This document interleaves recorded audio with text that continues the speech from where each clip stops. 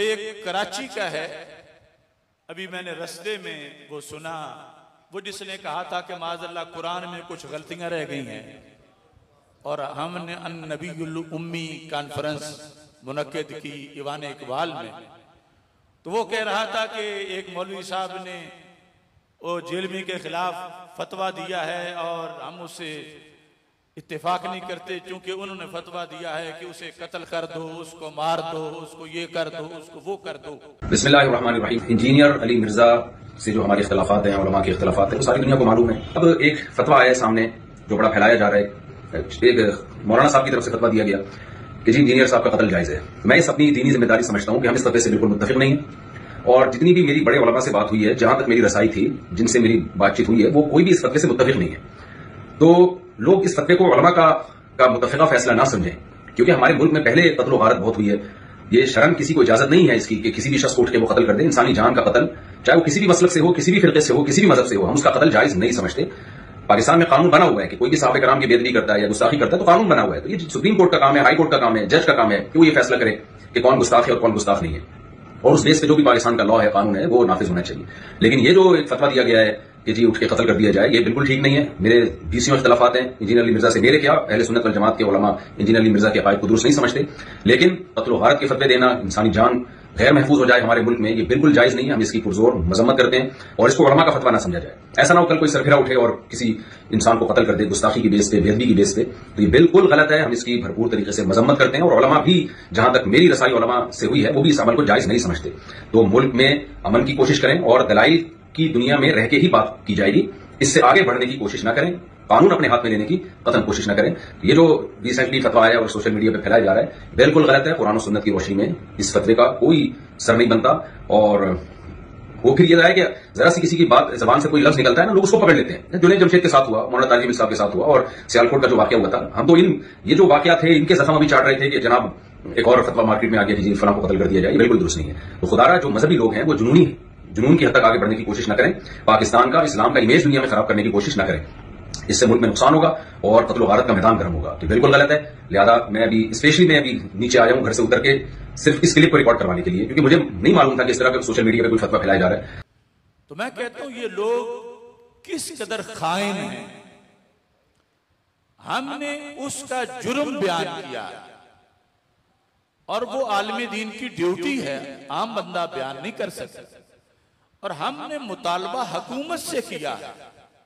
ہم نے اپنے کسی جتھے کو نہیں کہا کہ جاؤ اس کو پکڑ کے جلا دو،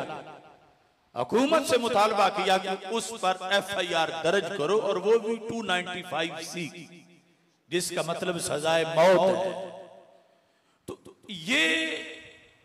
جو فتویٰ ہے، اس کو یہ کہنا کہ یہ دہشت گردی پھیلا رہے ہیں، یہ امن کے دشمن ہیں، اور یہ پاکستان میں قتل و غارت پھیلانا چاہتے ہیں، تو اگر تحفظ ناموس رسالت فساد ہے تو پھر امن کس چیز کا؟ یہ تو اتنی بڑی ڈیوٹی ہے، اتنا بڑا جہاد ہے۔ ہمارے آقا علیہ السلام کا فرمان ہے کہ جب وہ زمانہ آ جائے گا، صبح اصحابی، کہ معاذ اللہ میرے صحابہ کو گالیاں دی جا رہی ہوں گی، فَلْيُظْهِرِ الْعَالِمُ عِلْمَهُ، فرمایا اس وقت عالم دین اپنے علم کا اظہار کرے، خاموش نہ رہے، اظہار کرے۔ فرمایا اگر وہ چپ کر گیا فَعَلَيْهِ لَعْنَةُ اللَّهِ وَالْمَلَائِكَةِ وَالنَّاسِ أَجْمَعِينَ، یہ دو حدیثوں کا مضمون ہے۔ فرمایا وہ چپ کر گیا، وہ ڈر گیا، وہ کسی مصلحت کے لیے خاموش ہو گیا، وہ گوشہ نشین ہو گیا، تو سرکار دو عالم صلی اللہ علیہ وسلم جو رحمت ہیں سارے جہانوں کی، وہ فرماتے ہیں پھر اس خاموش ہونے والے پر،